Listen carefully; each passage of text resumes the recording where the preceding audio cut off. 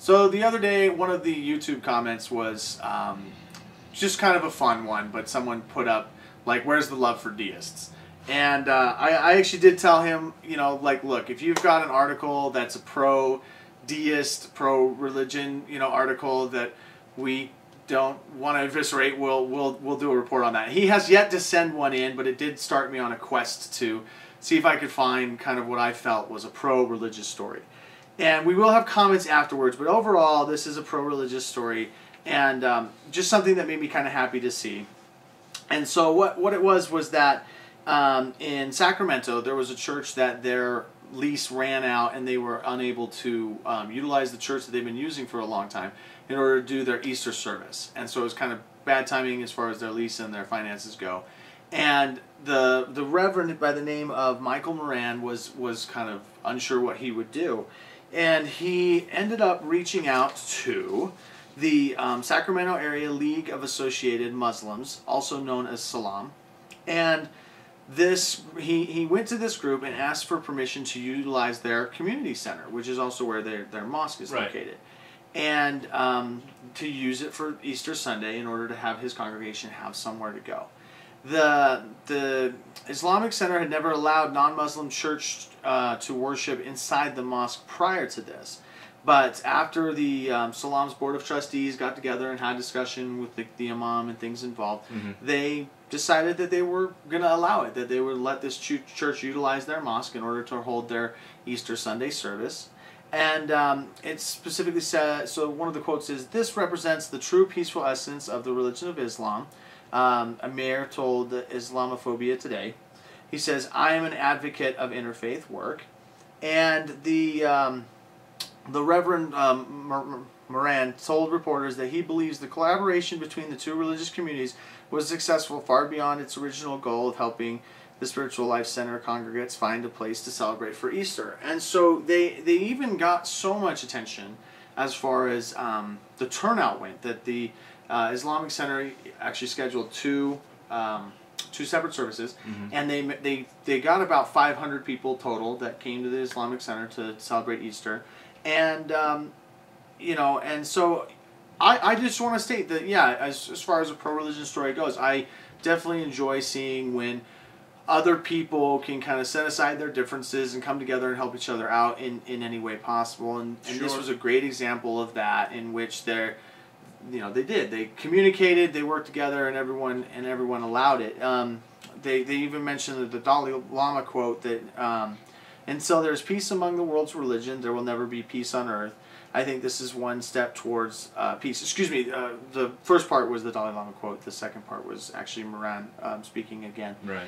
And so this is where we maybe divert from the good side of the story, because it is good, and that's one of the things as atheists, or me at least as an atheist, I really enjoy when people come together and work together to set aside their differences, have different beliefs, and accept it. I mean, that's like where we say we're completely pro the separation of church and state, but not that we want to ban all churches from worship. We believe religion should be able to do what they want. We just don't want that influence in politics.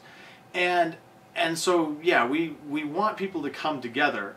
The only problem always becomes that what we see as a religious issue is the fact that almost none of these religions can come together. Right. Their doctrines specifically state... They're mutually exclusive. Yeah, they're mutually exclusive. That's the best way of putting it.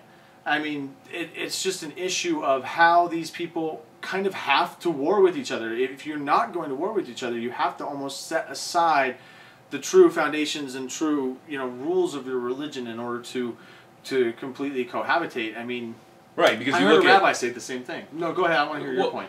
Because you have to look at things like Luke 19 in the Bible, where Jesus says, "My enemies who would not have me rule over them, bring them before me and slay them with a sword." This is the kind of thing that, and some of the teachings of Paul, I believe, later on in the New Testament, these are the kinds of things that were used as the justifications for the Crusades. These are the kinds of things that were used as justifications by Middle-age Christian theologians as the justification for the Inquisition. And then you jump to the other side of the fence, and things like you're supposed to kill the infidel and things like that. So I don't actually see this as faiths coming together as a matter of like, well, this is the true nature of our peace. This is actually like a suspension of following the doctrine. Right.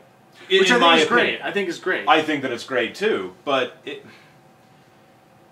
is just funny how they look past that, and I'm glad they come together. That's exactly what we want to see. Sure. You know, in this world, we want everyone to come together. I mean, that's why I think if all religion was gone, it'd be better, because then everyone can come together based on how the individual feels, and not on how they're being told by their doctrine or by their priest how they should feel. Yeah. But and so it's great. It's great that this happened, but you know, don't forget that these doctrines really are, like you said, mutually exclusive. They often preach separate and not equal. Yeah, and it's I think the firmest point to be noted is that it shouldn't be.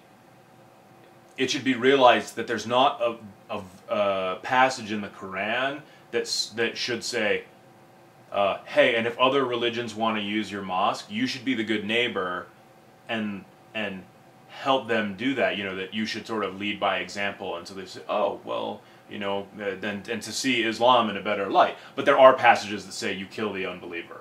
True. So I think this is a very positive story, and I think this speaks more to human compassion Absolutely. than it does the wisdom of religions. So still maybe not quite pro-deist. So if someone's got a good pro-deist article or story I that don't they even want think to it's tell remotely us. deist anyway. Well, this is yeah, Christians this is and true, Muslims. but this was as close as I could get. That's why I'm encouraging. If you've got one, please submit it to us at outcastandzion.com.